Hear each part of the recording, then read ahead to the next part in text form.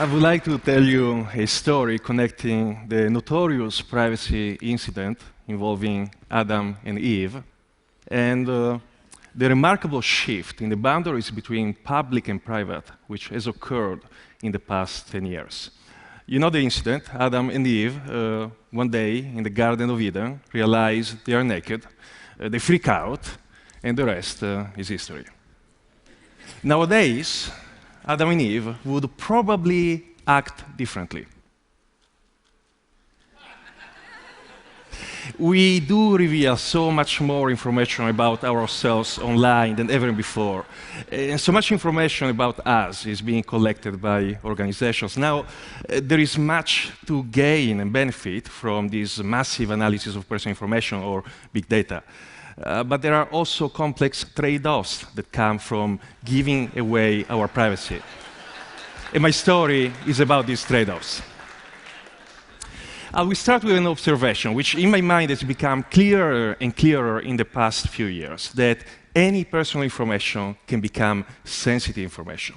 Back in the year 2000, about 100 billion photos were shot worldwide, but only a minuscule proportion of them were actually uploaded online.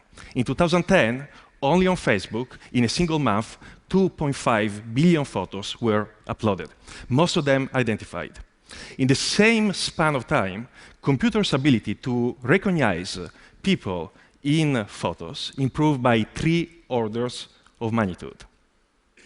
What happens when you combine these technologies together? Increasing availability of facial data, improving facial recognizing ability by computers, but also cloud computing, which gives anyone in this theater the kind of computational power which a few years ago was only the domain of 3-letter agencies. And ubiquitous computing, which allows my phone, which is not a supercomputer, to connect to the internet and do there hundreds of thousands of face matches in a few seconds. Well, we conjecture that the result of this combination of technologies will be a radical change in our very notions of privacy and anonymity.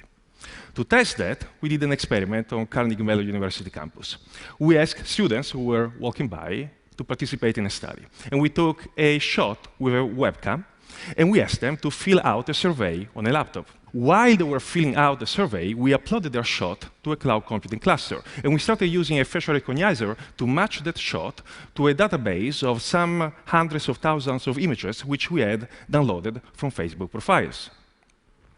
By the time the subject reached the last page on the survey, that page had been dynamically updated with the 10 best matching photos which the recognizer had found. And we asked the subjects to indicate whether he or she found themselves in the photo. Do you see the subject? Well, the computer did, and in fact did so for 1 out of 3 subjects. So essentially, we can start from an anonymous face, offline or online, and we can use facial recognition to give a name to that anonymous face, thanks to social media data. But a few years back, we did something else. We started from social media data. We combined it statistically with data from US government social security, and we ended up predicting social security numbers, which in the United States are extremely sensitive information. Do you see where I'm going with this? So if you combine the 2 studies together, then the question becomes, can you start from a face? And using facial recognition, find a name and publicly available information about that name and that person. And from that publicly available information, infer non-publicly available information, much more sensitive ones, which you link back to the face. And the answer is yes, we can, and we did. Of course, the accuracy keeps getting worse. But in fact, we even decided to develop an iPhone app, which uses the phone internal camera to take a shot of a subject and then upload it to a cloud and then do what I just described to you in real time.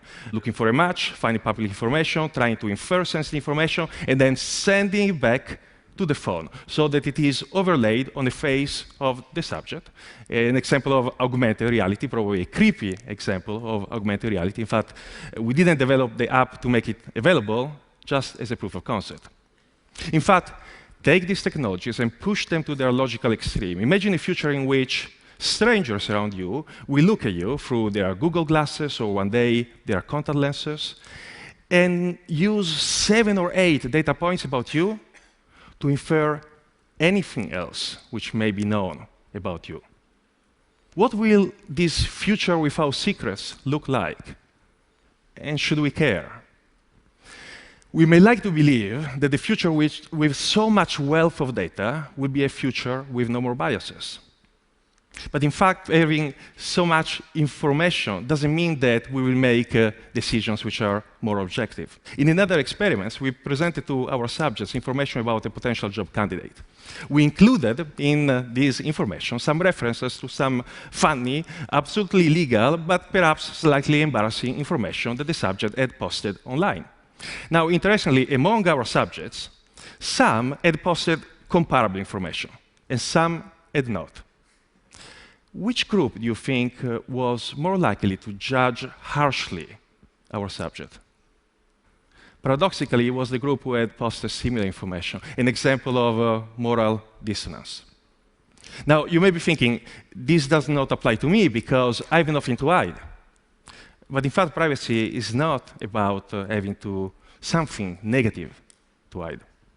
Imagine that you are the HR director of a certain organization, and you receive resumes, and you decide to find more information about the candidates. Therefore, you Google their names, and in a certain universe, you find this information. Or in a parallel universe, you find this information. Do you think that you will be equally likely to call either candidate for an interview?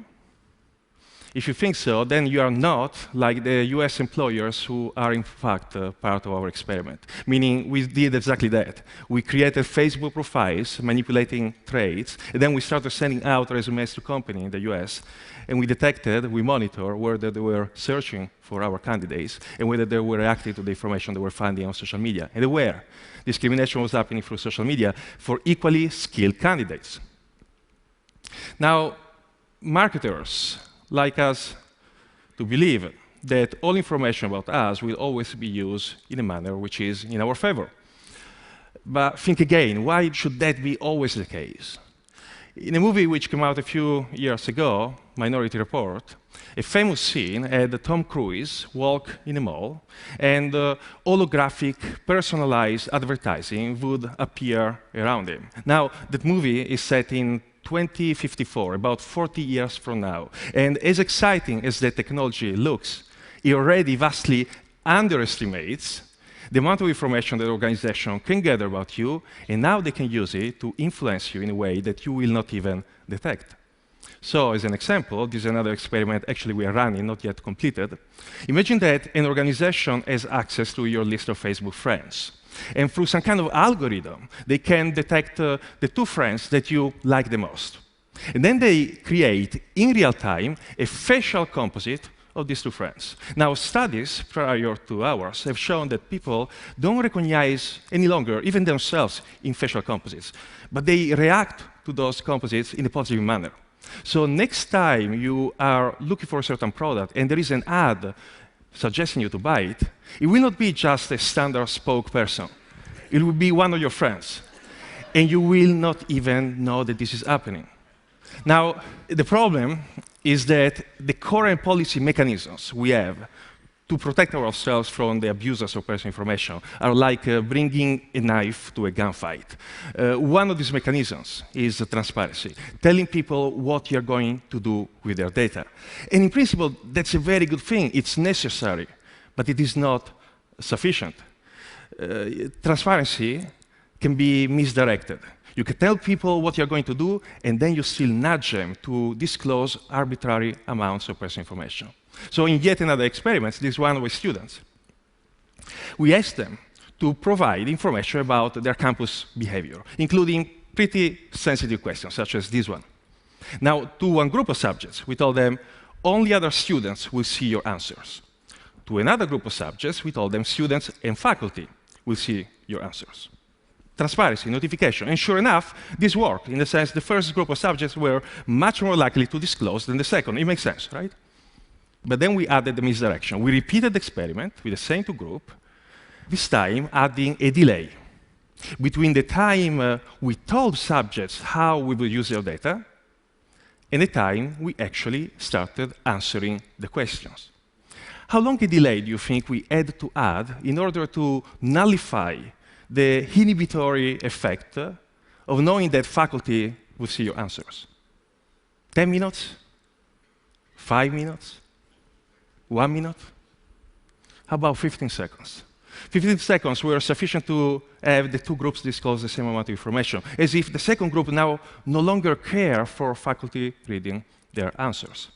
Now, I have to admit that these talks so far may sound exceedingly gloomy, but that is not my point. In fact, I want to share with you the fact that there are alternatives. The way we are doing things now is not the only way they can be done, and certainly not the best way they can be done.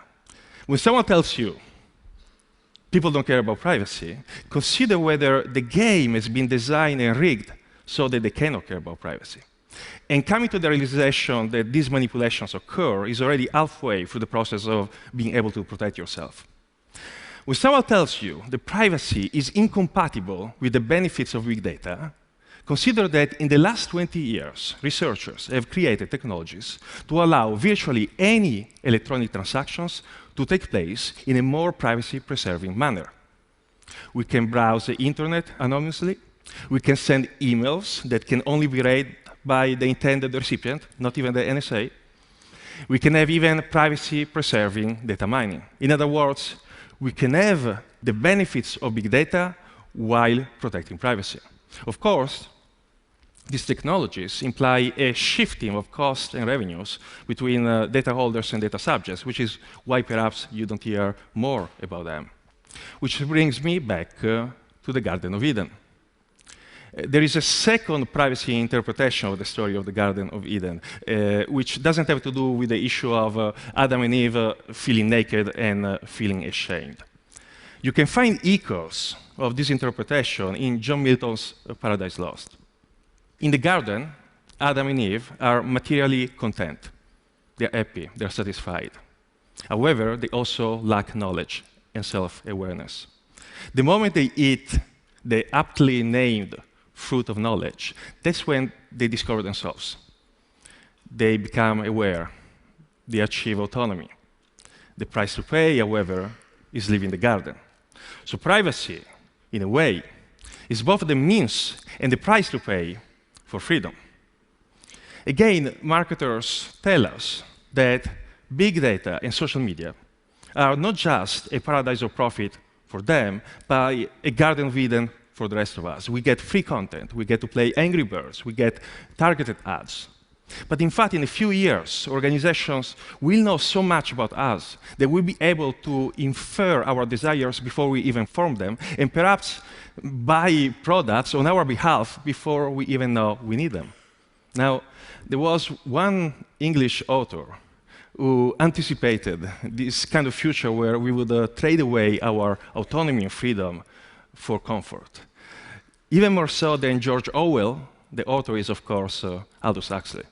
In Brave New World, imagine a society where technologies that we created originally for freedom end up coercing us. However, in the book, he also offers us a way out of that society, similar to the path that Adam and Eve had to follow to leave the garden. In the words of the savage, regaining autonomy and freedom is possible, although the price to pay is steep. So I do believe that one of the defining fights of our times will be the fight for the control over personal information.